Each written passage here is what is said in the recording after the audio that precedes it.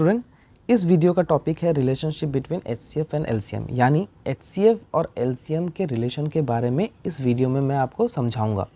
तो चलिए सबसे पहले पढ़ लेते हैं। The product of highest common factor यानी HCF and lowest common multiple यानी LCM of two number is equal to the product of two number. यानी कोई भी दो नंबर का अगर आप एचसीएफ और एलसीएम निकालते हैं तो उन दोनों नंबरों के एचसीएफ एंड एलसीएम के प्रोडक्ट और वो दो नंबर जिन दोनों नंबरों का आपने एचसीएफ और एलसीएम निकाला है उन दो नंबरों का प्रोडक्ट हमेशा इक्वल होता है। यही होता है, इसी को ही relationship between HCF and LCM कहा जाता है।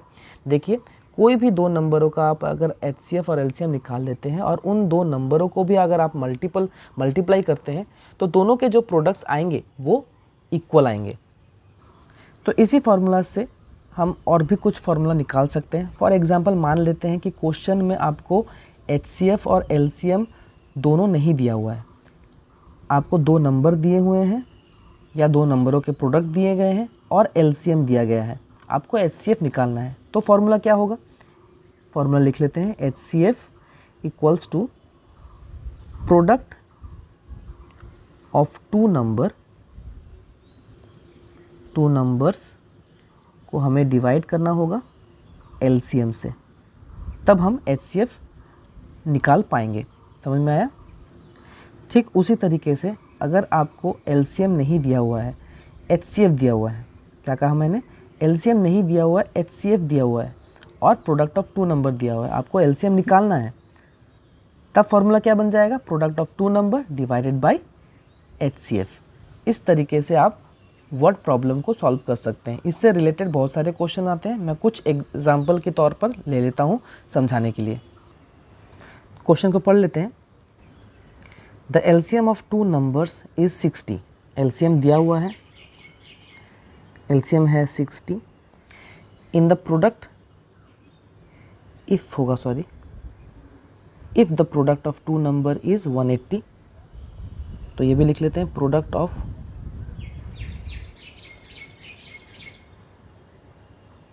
टू नंबर कितना दिया हुआ है? 180। हमें एचसीएफ निकालना है। तो फॉर्मूला से हमने सीखा था कि एचसीएफ निकालते समय हमें क्या फॉर्मूला यूज़ करना है? Product of two number divided by LCM. तो प्रोडक्ट है हमारा 180, इसे हमें एलसीएम से डिवाइड करना जो कि है 60। 0 0 कट जाएगा, 6 3 जा 18, यानी एचसीएफ कितना आया? 3। तो इसी तरीके से आपको फार्मूला के बेसिस पर ऐसे वर्ड प्रॉब्लम को सॉल्व करना है। मैं और एक क्वेश्चन ले लेता हूँ, क्वेश्चन को पढ़ लेते हैं। सेकंड क्वेश्चन हमारा क्या है? The HCF of two number is 40। इस बार एचसीएफ दिया हुआ है जो कि है 40। The product of two number is 5280। Product of two number कितना दिया हुआ है? 5280। फाइंड देयर एलसीएम, यानी हमें एलसीएम निकालना है। तो एलसीएम के लिए फॉर्मूला क्या बन जाएगा? Product of two number divided by HCF, यानी 5280 को हमें 40 से डिवाइड करना होगा। 0 0 कट जाएगा, 4 1 जा 4, 4 1 जा 4, 4 3 जा 12 एंड 4 2 जा 8, यानी एलसीएम बन जाएगा 132। थर्ड क्वेश्चन में पूछा जा रहा है the HCF and LCM of two number is 16 and 96। यानी इस बार दो नंबरों के एचसीएफ और एलसीएम दोनों ही दिए गए हैं। सबसे पहला एचसीएफ है तो 16 एचसीएफ होगा और दूसरी बार लिखा हो गया है एलसीएम यानी 96 एलसीएम है। क्वेश्चन को आगे बढ़ाते हैं। If one of the two number is 32। दो नंबर जिन दोनों नंबरों के ये एचसीएफ और एलसीएम है, उन दो नंबरों में से एक नंबर दिया गया है जो कि 32 है। फाइंड द अदर नंबर, हमें दूसरा नंबर निकालना है।